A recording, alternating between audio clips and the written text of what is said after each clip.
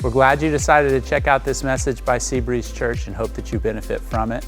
We also hope that you would join us either online or in person on a Sunday. We have a 9 o'clock live streamed service online, and then we have in-person services on our campus at 9 and 10:30. So again, we hope that you would join us, and we hope that you enjoy this message. Morning, everyone. Good to see you today. As Elliot said, we're in the middle of a message series. We're working our way through the book of 2 Corinthians in the New Testament. And the theme of this book, as you can see, is power in weakness. How it is that often the things that we are ashamed of or we feel weak in, God sees as an opportunity to display his power. Today we're going to be focusing on 2 Corinthians chapter 10, verses 7 through 18. And in these verses, what we get a chance to see is the vast difference between how we tend to rank ourselves and rank others, and how God tends to rank us and rank others. Now, we, of course, we're very familiar in this culture with power ranking, especially when it comes to sports teams. So for the NFL fans, you've already seen some of these power rankings. So here's a power ranking that came out after the recent NFL draft. This is a sports writer who thinks this is the way the teams now rank after the recent draft. Now, the truth is, it's still, 3 months before the first game is played? So I can promise you that after the Super Bowl in this next season, the rankings going to look very different. The real rankings are going to look very different than these current power rankings. And it's the same kind of thing that happens whenever we do our rankings. Really, we're just guessing. We're thinking that this maybe is more powerful, or this person is more powerful than us, or less. But we really don't know. And God is the one who will determine the final ranking of what really is important and what isn't, what really is powerful for all of eternity, and what was only powerful in appearance here but is not powerful in eternity. So he determines the final ranking. So it's important that we understand how he values what's powerful and what's important, not what we think in our current setting. Now, the first verse in this passage that we're going to look at is verse 7, and this is what it says. It simply starts up by saying, "You are judging by appearances." And this is basically how we rank. We judge by appearances. We use our eyes to determine what is powerful and not, what is impressive and what is not impressive, just by appearances. Now, we do this all the time. Let me give you 3 pictures to give you a little taste of how we do this. So the first picture is a couple of arms. Which of these 2 arms do you think is more powerful? I mean, this one's pretty obvious. You know, it's not the arm on the right? Let me sort of get it right. Yeah, it's the arm on the left that I think is going to dominate in this little moment here. Oh, let me, in the next picture, pick on my Canadian heritage. So this is an image of the comparison of the 2 militaries, Canada and the U.S. Which of the 2 militaries do you think is more powerful? Clearly, the American military is more powerful. I'm doing this just in case my brothers happen to watch this someday. I want to make that point. Last one is, who is more powerful, this guy or you? This guy, right? I mean, this guy's got way more money, way more influence than any of us do. Now, this is judging by appearances. And we do this because, that's usually all we really can know or see. We can't see inside a person. If we know them really well, we get a little sense, but we still can get it wrong. So we judge by appearances. And this judging by appearance thing is captured in the word boast. And it's a word that is very dominant in these 12 verses we're going to be looking at. Now, what does it mean to boast? Here's a working definition of boast. To point to something that proves our importance.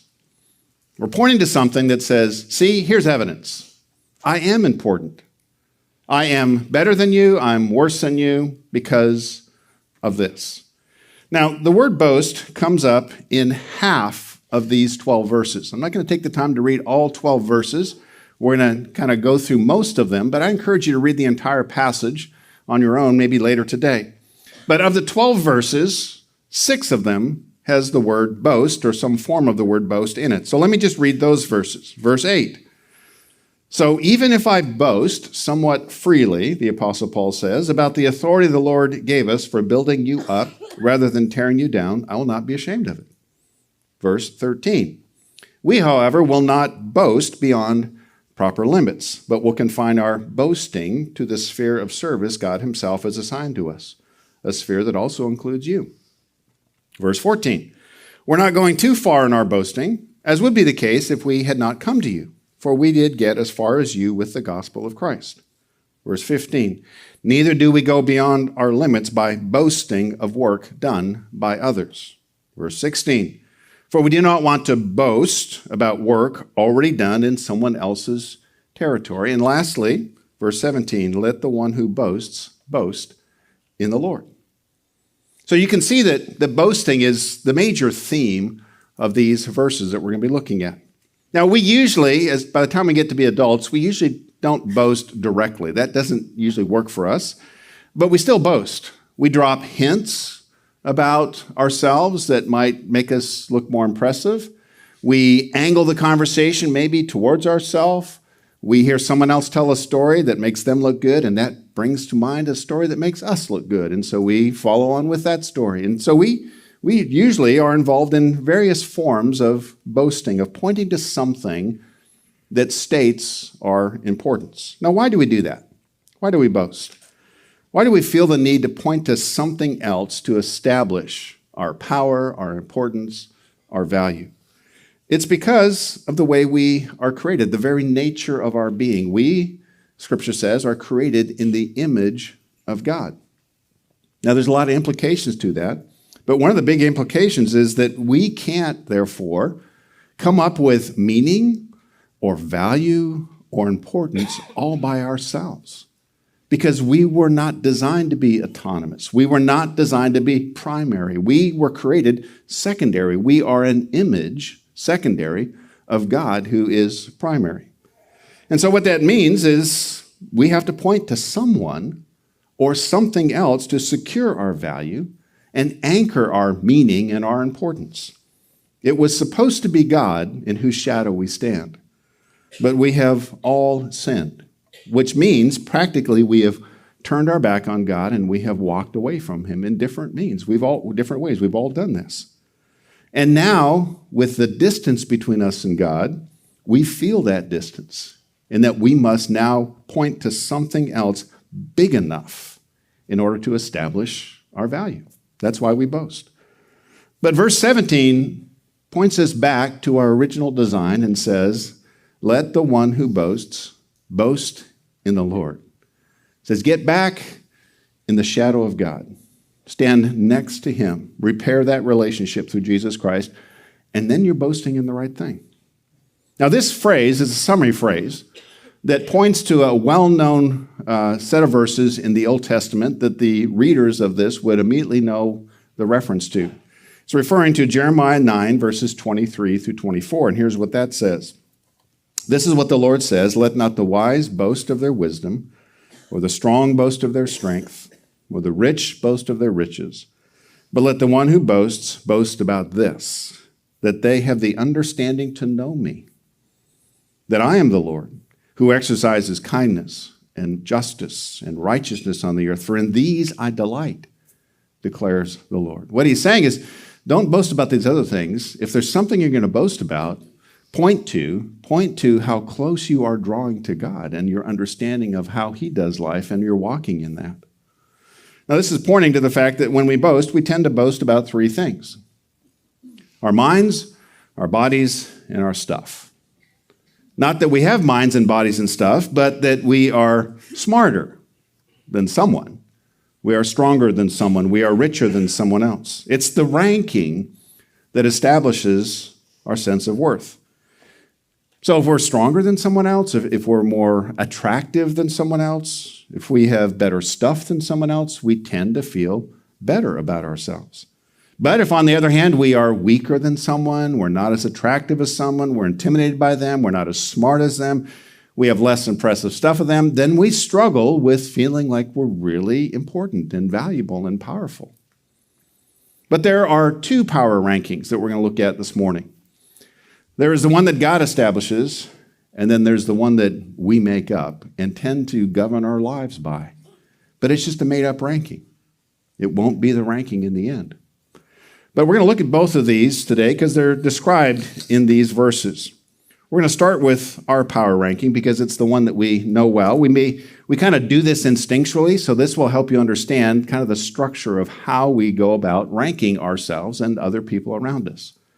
Our power ranking is a method. It's not just an impulse. There is a structure to it behind our power ranking, and it's summarized in the 12th verse of these set of verses. 2 Corinthians 10, verse 12 says this: "We do not dare to classify or compare ourselves with some who commend themselves.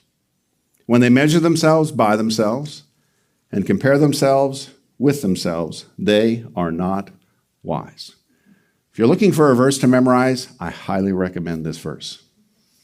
It has been so helpful for me to be reminded of this. But we're gonna break this down because this is so important to understand. There are 3 C's that are described here. The first is we classify. So we put people in categories. We classify. That's the first C. And then we compare. Once we got everyone in a category, then we compare the category we're in to the category they're in. And the purpose behind doing the first 2 C's is so we can do the last C, and that is that we can then commend ourselves or feel better about ourselves, feel at least higher on the ranking than somebody else. So let's look at each of these in turn. First, we classify, which means we assign a category to someone. Now, this is not always or necessarily a bad thing. In fact, this is an important thing. If you're a parent of a young child, you want to teach them how to classify the world around them. Is this person a stranger or is this person a friend? That's a very important classification. If they don't get that right, their lives are in danger. If you're working on a job, are you the boss? Are you talking to the boss here, or are you talking to a fellow coworker? That's a very important distinction. If you don't get that right, you may not get to work there very long. So you want to classify appropriately. If you're in the academic world, are you the professor or are you the student? It's a very important difference, very different classification. And you need to get that one right. Some of you know I was in the academic world recently, and I hadn't been for over 30 years, and it was an adjustment. I remember that wasn't the first. It was early assignment I got back, and the professor had some critical things to say about my assignment. And my first thought was, who in the world does he think he... And then I realized, right, he's the professor. That's who he thinks he is, and he's right.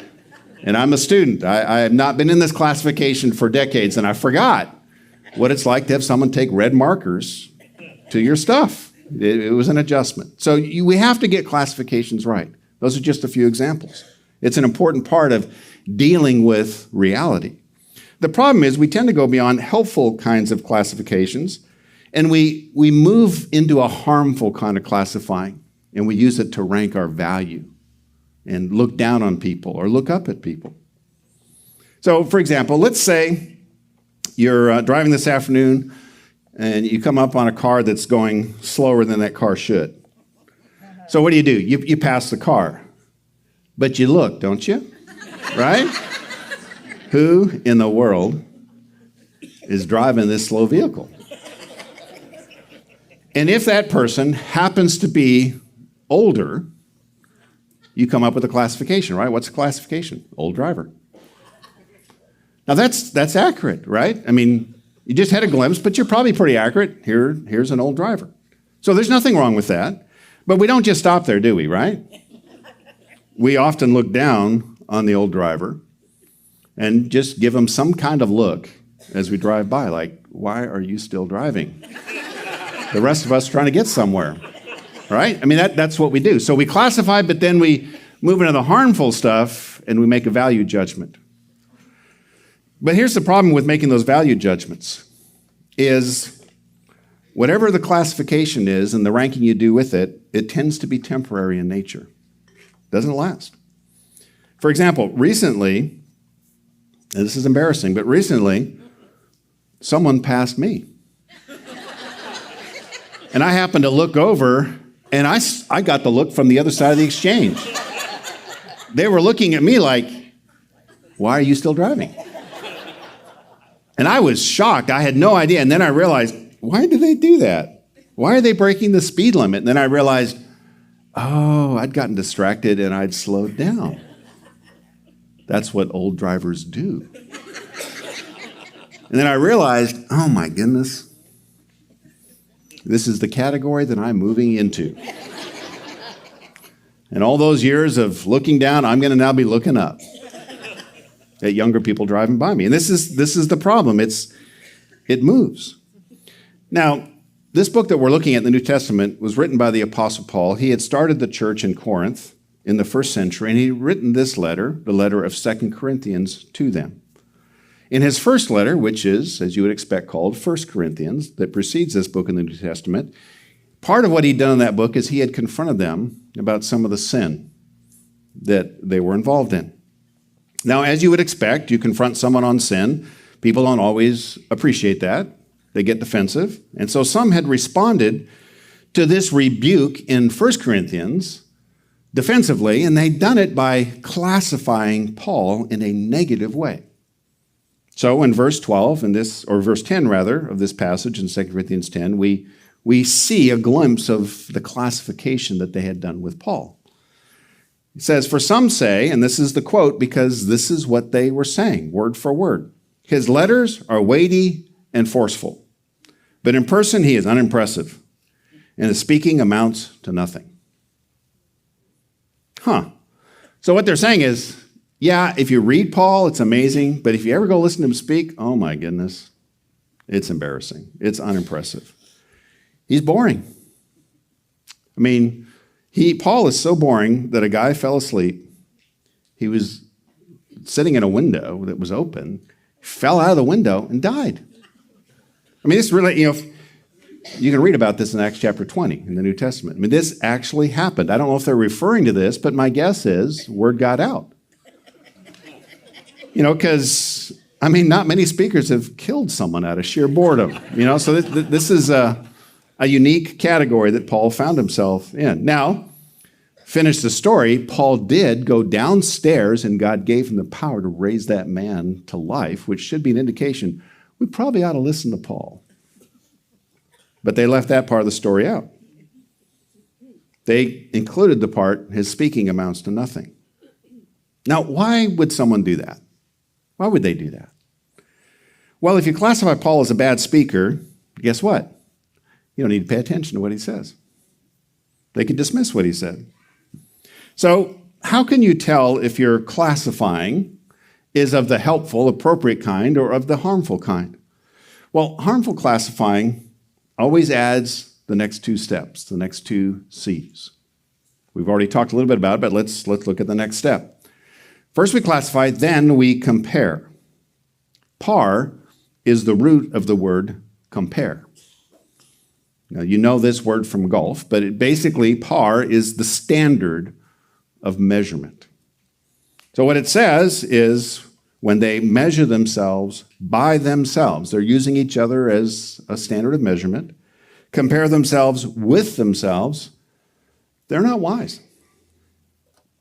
So when you use other people as a standard to measure your life, you always come to the wrong conclusion. Wisdom comes to the right conclusion. It accurately assesses and gives insight into what to do next.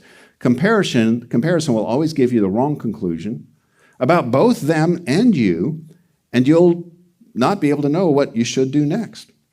The reason comparison gives you the wrong conclusion, well, there's two reasons. The first reason is people are dynamic. That what that means is they're always moving. They're always changing. The way someone was last year is not necessarily the way they are this year. People change. Their circumstances change. The opportunities of their life change. And one of the qualifications of a standard of measurement is that it doesn't change. An inch is the same this year as it was last year. It's not different. It doesn't change. But people aren't the same. They're not a good standard to compare your life to. We are all unique, and we are constantly changing, and our life is full of all kinds of complexities. So, if you compare yourself to someone else, you will either end up feeling better about yourself than you should, or worse about yourself than you should. You're not going to get an accurate read on yourself by comparing yourself to somebody else. Because if you order from the comparison catalog, in other words, you see something that someone has and says, oh, that's what I need, you're going to never get what you see in that picture.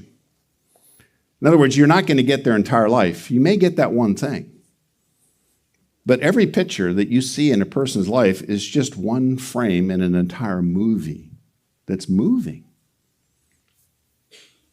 So you're never going to be able to compare your entire life with someone else's entire life. We just pick elements of our life and compare with elements of their life. We only want one part of their life. We may want the resources they have. We may want the car they have or the job they have. But we don't want the health that they have, or we don't want the family background that we have, or you name it. But people are a package deal. You don't get to pick and choose. That's the problem with comparison, is we never know enough about a person to even be accurate about our assessment. We may want something, but I promise you, you don't want their entire life, and they don't want your entire life, because it's a mixture of good things and bad things. So the second reason comparison always comes to the wrong conclusion is that people are responsible. Not only are they dynamic, they are responsible. What that means is we are able to respond. That's what the word responsible means. We are able to respond rightly to any situation.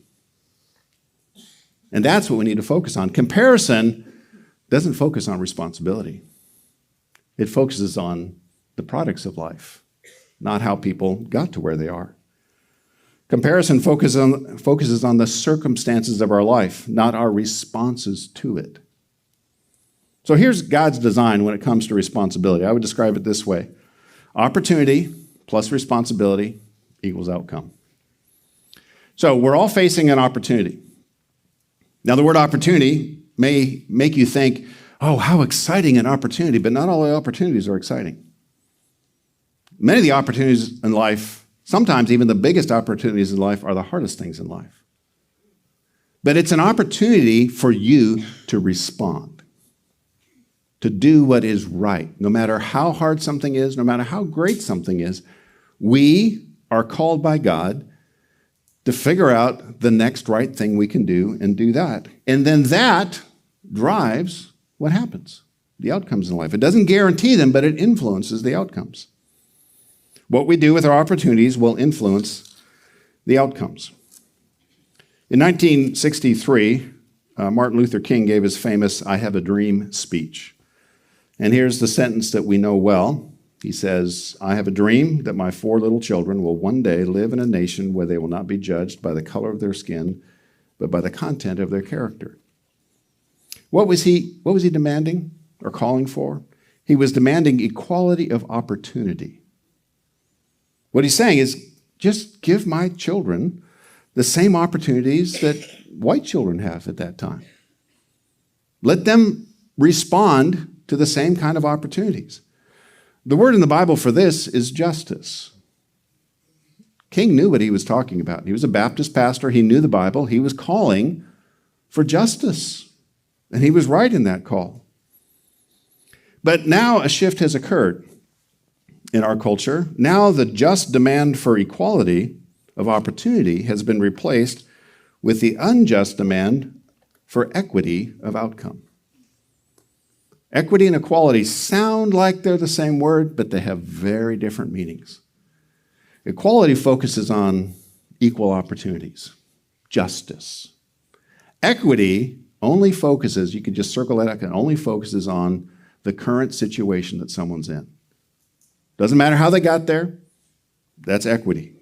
Sameness is another word for it. It ignores the responsibility formula that God has established and considers only the outcomes.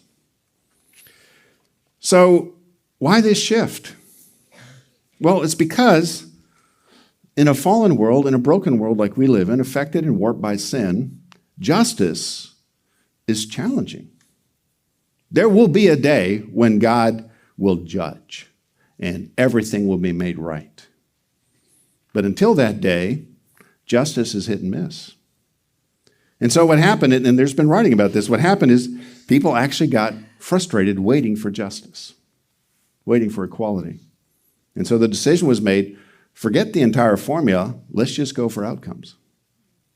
Let's just measure the outcome. So now, if anyone has more than someone else, it doesn't matter why. The formula before doesn't matter. They are now labeled as the oppressor because they have more. If someone has less, again, it doesn't matter why they have less. We don't need to know anything else about the other person other than the situation they're in, and if it's a bad situation, they are automatically given the label of victim. So sameness has now replaced justice. And what's interesting is in the process, it ushers in a tidal wave of injustice. God is just, but he is not equitable. He did not create a world of sameness, but of vast differences. And he has made us responsible. What we do, therefore, has the power to impact the future. And what comparison does is it just erodes responsibility. We just look at the product and say, I want that. And we don't think about, okay, so what should I do in my situation? How should I be responsible? If all that matters is the outcomes of life, then what precedes the equal sign no longer matters. So we just need to remind ourselves what God says. You are responsible. That is the only part of the formula that you and I have control over. I don't control opportunities. I can work for justice, and we should work for justice, but I don't control that. I don't control outcome. The only thing I and you can ever do is in the face of whatever kind of opportunity we're facing, we have to figure out, what does God want us to do? We are able to respond. What should we do? And do that. So that brings us to the last C, and that is we then commend ourselves. These 3 C words are not just random. They are placed in order because this is the way it goes. First, we classify. We assign a category to people. Then we compare. We measure ourselves by them. We measure and rank ourselves. And we do all of this so that we don't have to stand alone in life. Remember, we're created in the image of God. We don't do well by ourselves. We are not autonomous. We'd like to be autonomous. We are not able to pull that off. We have turned from God, and we're now in search of evidence that we can use to commend ourselves. But there will never be enough evidence to make us feel good enough for long enough. That's because it's impossible to ever find a God-sized replacement. We will all discover this eventually. It is much better if we discover it in this life. We need God. We were created in his image. We can't do and function and flourish without him. So that's our power ranking. That's how we rank ourselves. That's the process we go through. Now let's turn our attention to God's power ranking. This is the way that things will be seen in the end. We are kind of, the curtain is pulled back and we get a glimpse of this is how God is evaluating our responsibility now. 2 Corinthians 10, 17 through 18. I read verse 17, but now we add 18 to it. But let him who boasts, boast in the Lord. For it is not the one who commends himself who is approved, but the one whom the Lord commends. So if you want to know what's worth boasting about, this is saying, it's what God does and what God says, not what people do and what people say. That's just hot air. It's just wind. Approval comes not from how the outcomes of your life compare to others, but whether or not you are standing next to Jesus Christ, who is the only one who can repair the break between you and God. Our shadow is simply too large to hide in the shadow of our accomplishments or what other people think of us. It's just not big enough. Our true value is determined by our Creator. Now, like our power ranking process, God's power ranking process also has 3 steps in proper order. So here are the steps. Step number 1, God assigns. He gives us an assignment. God creates us uniquely and gifts us specifically for a mission, not for comparison. If you have more than somebody else, it's because it's attached to your mission, not because you can go around saying, I'm better than somebody else. If you have less than somebody else, it's because it's attached to your mission, not so you can feel worse than somebody else. This is why life is not fair. It's not the same. Because God has all kinds of things that he's doing and all kinds of different people to do those different things. 2 Corinthians 10, verse 13, Paul says this about himself. We, speaking of him and his team that helped start this church and is going around the Mediterranean basin now, starting the first Christian churches, he says this, we, however, will not boast beyond proper limits, but will confine our boasting to the field God has assigned to us. Boasting pointing to, we're going to point to the field that God has assigned to us. The field that reaches even to you. It includes you, Corinthians. You're part of our assignment. See, the Corinthians were attacking Paul by pointing to other people who were more impressive than him, who they'd heard speak, and they were better speakers than him. And what Paul is saying here is, that's not the point at all. The point isn't whether I'm impressive or not impressive, because I'm doing this not because I was voted for this position or I applied for this position and earned it.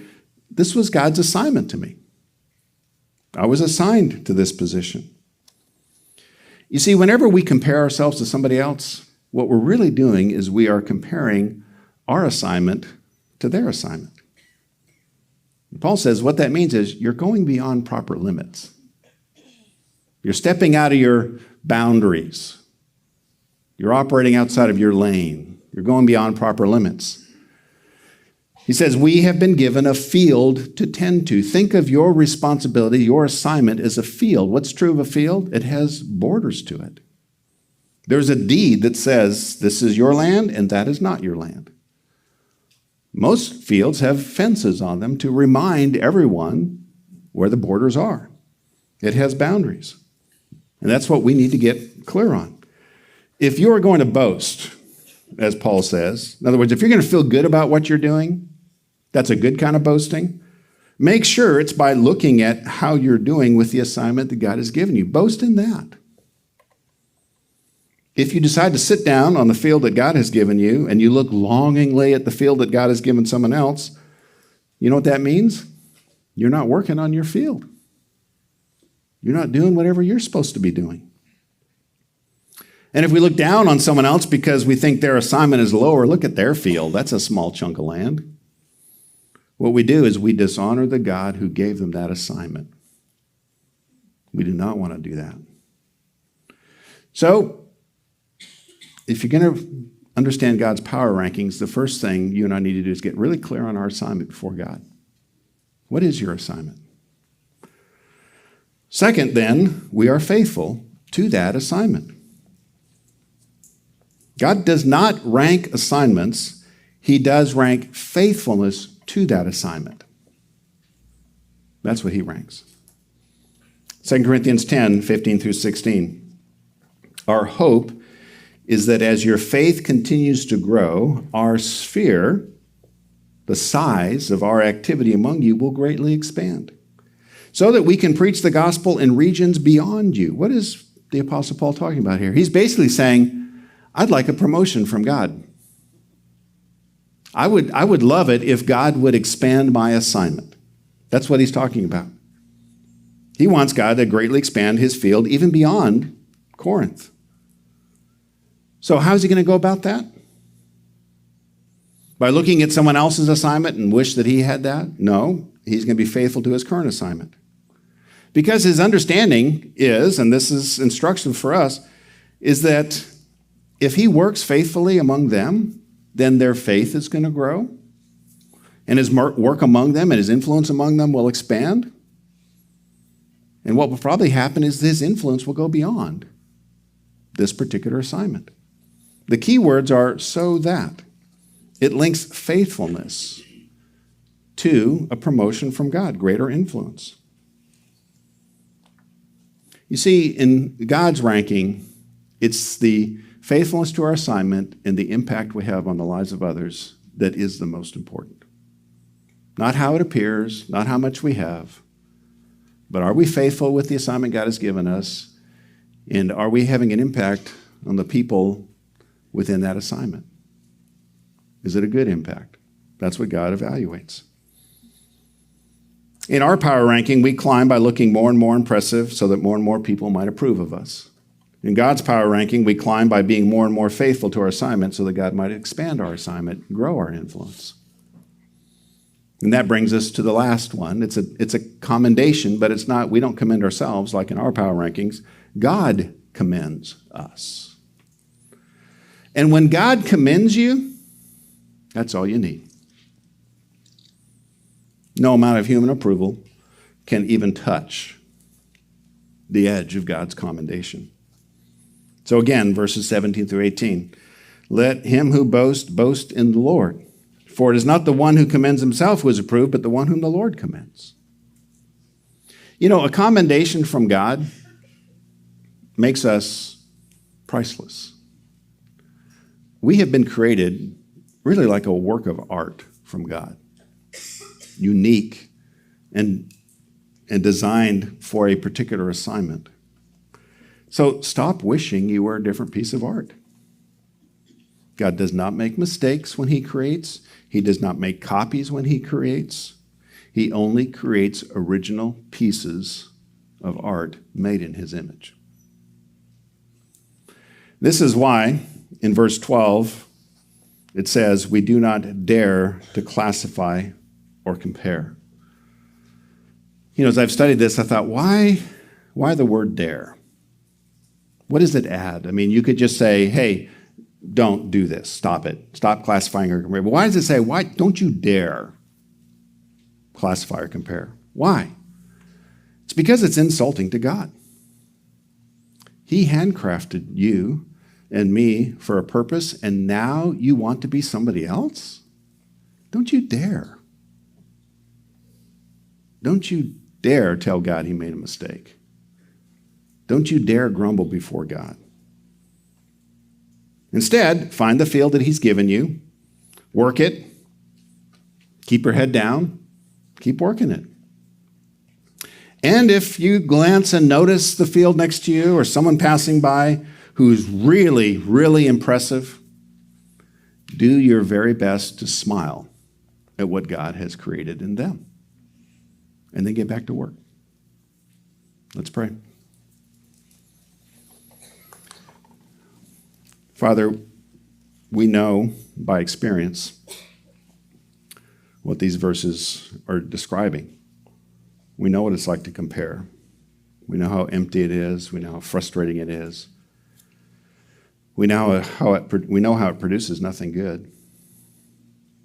So I pray you'd help us to get clear on the assignment that you've given us, to hold tight onto Jesus Christ, our Savior and Lord, who can put us back close to you, Father, in the shadow of your image. And then give us clarity on our assignments. So often we're looking for amazing, newsworthy assignments, and so many of the assignments that you give are just mundane, day in, day out kinds of assignments. But it's those assignments that bear the fruit of influence 20, 30, 40 years from now.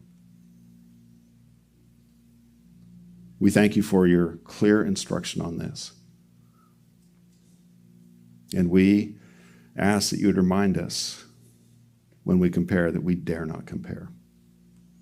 Help us, we pray, and we ask this now in your name, Jesus. Amen.